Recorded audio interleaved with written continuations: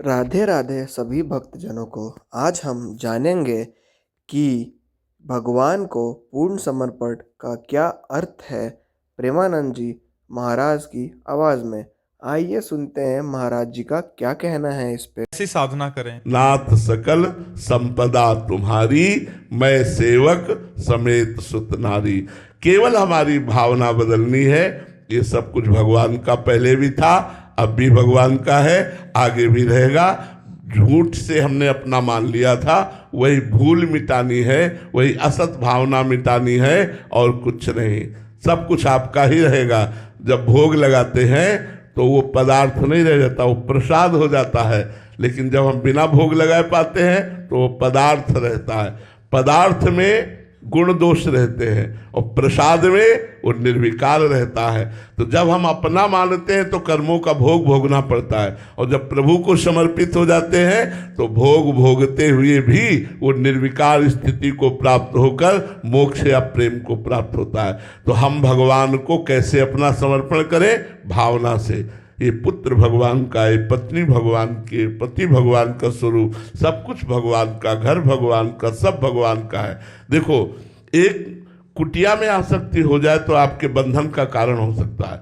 और चक्रवर्ती सम्राट महाराज अम्बरीश पूरे राज्य पर आसक्ति नहीं, भगवान का मान के कर रहे हैं। तो कहे भरत जी महाराज राम जी की पादुका को सिंहासन पर विराजमान कर 14 वर्ष तक अयोध्या का शासन किया, लेकिन शासन किसका? राम जी का। राज्य किसका? राम जी का।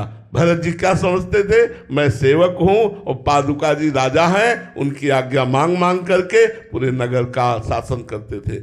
ऐसे ही मैं सेवक समेत सुत नारी, अगर ऐसा भाव है, नाथ सकल संपदा तुम्हारी, तो पूर्ण समर्पण है। समर्पण का मतलब ये नहीं होता कि हम कहीं कुछ लिखा पढ़ी बदल दें। कुछ देने लेने की जरूरत नहीं, केवल भावना बदलने की जरूरत है। ये सब कुछ प्रभु का है, ऐसा मान लेना ही समर्पण है। कहीं दे, ऐसा नहीं कि हम अपनी सारी संपत्ति किसी को दे दी तो समर्पण हो गया, उसमें भी नहीं होगा। हमने सारी संपत्ति उनको दे दी तो क्या दे दिया? अहंकार तो बनाए रखा है। उसका पुण्य मिलेगा, लेकिन समर्पण नहीं माना जाता। समर्पण मेरे पास कुछ है ही नहीं। तो दियम वस्तु गोविंदम तुभ्यमेव समर्पय।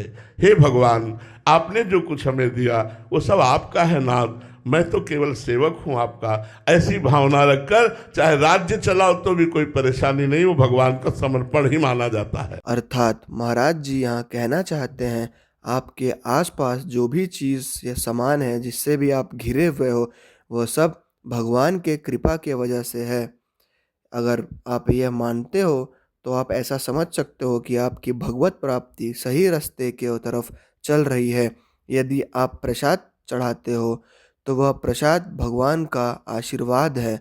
यदि आप प्रसाद नहीं चढ़ाते हो तो वह बस एक साधारण सा वस्तु है कुछ। तो इसीलिए हे भगवान, मेरे पास जो भी कुछ है वो सब आपने ही दिया है।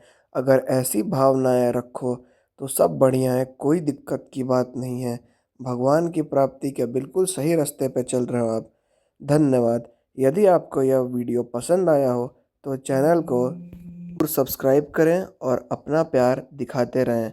चैनल को लाइक करें, शेयर करें। राधे राधे।